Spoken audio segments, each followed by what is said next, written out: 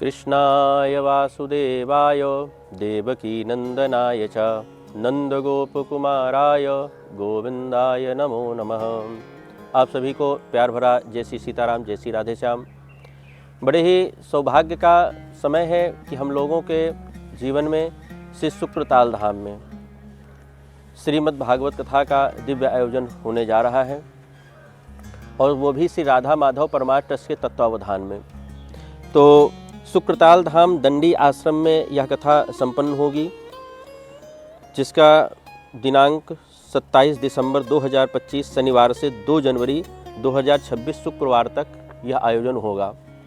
शुक्रताल धाम वो स्थान है जहाँ पर राजा परीक्षित को जब श्राप लगा तो सब कुछ अपना राजपाट छोड़ करके उस स्थान पर संतों का सानिध्य ग्रहण किया था, और श्री सुखदेव जी जो 2 अष्टवर्षम 16 वर्ष के युवा संत जो जटाजूटधारी हैं, उन्होंने श्री राजा परीक्षित को आकर के श्रीमद् भागवत कथा को श्रवण कराया, और उसके उपरांत वहीं से उनको मोक्ष पद की, श्री कृष्ण पद की प्राप्ति हुई है।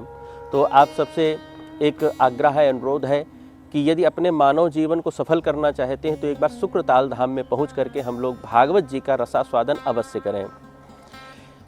इसकी पूरी जानकारी इस प्रकार है कि 25 दिसंबर 2025 गुरुवार को सायं 5 बजे रायबरेली कोतवाली के बगल से फुली एसी बस निकलेगी, जिसमें से जो रायबरेली के यात्री हैं वो रायबरेली में ही कोतवाली के बगल से उसमें स्थान ले लें। उसके बाद 7 बजे शाम को लखनऊ पहुंचेगी। जिन यात्रियों को लखनऊ में सुविधा है वो लखनऊ में उस बस में आरूढ़ हो लें, और उसके बाद उसके आगे की यात्रा फिर वहाँ से लखनऊ से सीतापुर, बरेली, मुजफ्फरनगर, और मुजफ्फरनगर से 28 किलोमीटर दूर श्री शुक्रताल धाम है। तो जहाँ जैसे किसी को बरेली सुविधा है तो वो बरेली में आ जाए, जिसको सीतापुर में सुविधा है उस सीतापुर में आ जाए, जिसको रायबरेली में सुविधा है रायबरेली से बस में आ जाए, और रूट उसका वही रहेगा रायबरेली, लखनऊ, सीतापुर, बरेली, मुजफ्फरनगर, और वहाँ से 28 किलोमीटर पर शुक्रताल धाम है। तो वहीं पर पहुँच करके हम लोग और 25 को चलेंगे और 26 को सुबह सुबह हम लोग पहुँच जाएंगे। फिर उसके बाद 26 तारीख को जो कार्यक्रम रहेगा वो शाम को 3 बजे से 5 बजे तक मंदिर भ्रमण, गंगा दर्शन और कलश यात्रा वहाँ पर संपन्न होनी है। तो इसके अंतर्गत हम लोग कलश यात्रा का भी एक लाभ 3 से 5 के बीच उठा लेंगे, क्योंकि ठंडियों का समय है, 5 बजे लगभग अंधेरा होना प्रारंभ हो जाता है, जिससे कि जो बुजुर्ग जन होंगे उनको असुविधा होगी। तो इसलिए दिन रहते रहते हम लोग अपने जो रूम हैं, जो कमरे हैं, वहाँ पर हम लोग व्यवस्थित हो लें फिर आकर के। उसके बाद जिसको सुंदरकांड करना हो सुंदरकांड करे, उत्तरकांड करना हो उत्तरकांड करे, सत्संग करे, चर्चा करे, और हम आपके साथ साक्षात्कार करके आपके प्रश्नों का उत्तर भी उसी समय देंगे। फिर उसके बाद का जो समय है 27 दिसंबर से ये कथा प्रारंभ होगी। उसका समय होगा सवेरे 10 बजे से 2 बजे तक। फिर 2 बजे कथा विश्राम हो जाएगी। फिर 2 से 3, साढ़े 3 बजे तक भोजन प्रसादी होगी। जिसको विश्राम करना है विश्राम करे, और मैं तो कहता हूँ 7 दिन ही क्या विश्राम करना, उसके उपरांत आप लोग दर्शन करने निकल जाइए, गंगा जी का आचमन करने निकल जाइए। इस तरह से भगवत कृपा का अनुभव करिए। नित्य का जो नियम होगा वो सायं 5 बजे से 7 बजे तक सुंदरकांड और उत्तरकांड का क्रम वाइज उसका पठन पाठन होगा। शाम को फिर 7 बजे से 8 बजे तक प्रश्नोत्तरी, जिसमें से जो भक्त होंगे वो प्रश्न पूछेंगे और हम उसका उत्तर देंगे, हमारे राम जी उसका उत्तर देंगे। आप जो भी प्रश्न अपने घर से लेकर के आए, बहुत सारे लोगों का यूट्यूब में भी प्रश्न आया है, और उन सब प्रश्नों का जो उत्तर है वहीं पर साक्षात करके उत्तर दिया जाएगा। संभवतः 31 दिसंबर को पुत्रता एकादशी है, तो उसमें गंगा जी के तट पर भगवान श्री सत्यनारायण भगवान की हम लोग कथा श्रवण करेंगे, और उसके उपरांत फिर अपने कक्ष में आ जाएंगे। 2 जनवरी को जो कथा का समय रखा गया है वो सवेरे 9 बजे से 1 बजे तक रखा गया है।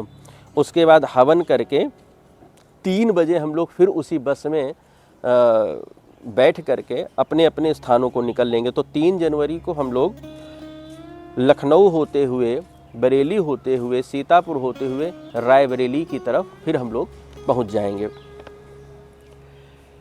अब प्रश्न ये उठता है कि ये पूरी जानकारी जो आपको मिली है ये सुक्रताल धाम की, इसमें कैसे हम लोगों को इसमें बढ़ना है आगे और कैसे हमको संपर्क होगा। तो आपके मोबाइल स्क्रीन पर जो नंबर लगातार फ्लैश हो रहे हैं, इन नंबरों पर आप फ़ोन करें और जल्द से जल्द अपना जो है स्थान सुनिश्चित करें, क्योंकि स्थान सीमित हैं, उसी के अनुसार हमको अपने लोगों को व्यवस्था भी देनी है। तो पूरे भारतवर्ष से, देश विदेश से जो भी आना चाहते हैं, उस नंबर पर आप फ़ोन कर लीजिए और फ़ोन करके फिर उस पर अपना जगह निर्धारित करवा लीजिए, जिससे कि हमें आपको किसी भी सुविधा को देने में असुविधा ना हो। ये आप लोगों का नैतिक कर्तव्य होना चाहिए। जो 1, 2 दिन या 3 दिन के लिए आ रहे हैं, वो 1 दिन 2 दिन पहले फ़ोन कर दें, ताकि हमको आपकी व्यवस्था व्यवस्थित करने में अव्यवस्था ना हो।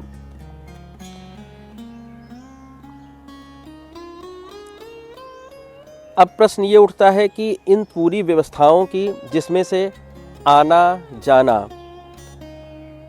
सब रहना, भोजन, बाल भोग, कंबल, जो भी ठंडी की जो व्यवस्थाएं होती हैं ठंडी से बचने के लिए, वो सारी व्यवस्थाएं आपको दी जाएंगी। इसका एक शुल्क रखा गया है, क्योंकि ये सब आपको पता है कि ये एक सबके सहयोग से ही ये कार्यक्रम संपन्न होता है। इसका एक सामान्य सा शुल्क रखा गया है, प्रति व्यक्ति 15,000 रुपये। तो इसमें क्या है कि आपको एक अटैच कमरा प्राप्त होगा, उसमें रहना, गीजर, भोजन, बाल भोग, नाश्ता, कंबल वगैरह सब मिलेगा। आपको केवल अपने ठंडियों के कपड़े और अपनी जो आप दवाई यदि लेते हैं प्रतिदिन, तो उसको आपको लेकर के आना होगा। और इसका जो लेन देन का जो व्यवस्था होगी, वो आपके ट्रस्ट के अकाउंट से ही होगी। श्री राधा माधव परमार ट्रस्ट आपके मोबाइल स्क्रीन पर ये लगातार आ भी रहा है, उस पर आप करके, और जो नंबर आपके मोबाइल पर हो उस पर फ़ोन करके सूचना भी दे दे कि इस पर सेवा भेज दी गई है, ऐसी ऐसी बात है। तो इससे क्या होगा कि जो आयोजक हैं उनको असुविधा नहीं होगी। तो और ये स्थान दंडी आश्रम है। तो आप लोगों से यह निवेदन है कि ये सुक्रताल धाम की कथा बड़े ही भाग्य से जीव को प्राप्त होती है। भाग्योदयेन बहुजन्म समर्जितेन सत्संगमम च लभते पुरुषो यदा वै। बिना भगवान की कृपा के सत्संग नहीं प्राप्त होता है और बिना सत्संग के विवेक नहीं जागृत होता है। जीवन में सुखी रहना है, प्रसन्न रहना है, आनंदित रहना है, तो सत्संग और संतों के चरणों से जुड़ करके रहना पड़ेगा। नहीं तो शरीर पुष्ट होता है अन्न से, लेकिन आत्मा पुष्ट होती है भजन से। तो शरीर पर ध्यान दिया है, बहुत अच्छी बात है। अब हमें आत्मा पर भी, अपनी उस सोल पर भी ध्यान देना होगा, ताकि हमारा जीवन और उज्जवल कांतिमय हो सके, जीवन भर हम आनंदित रह सकें।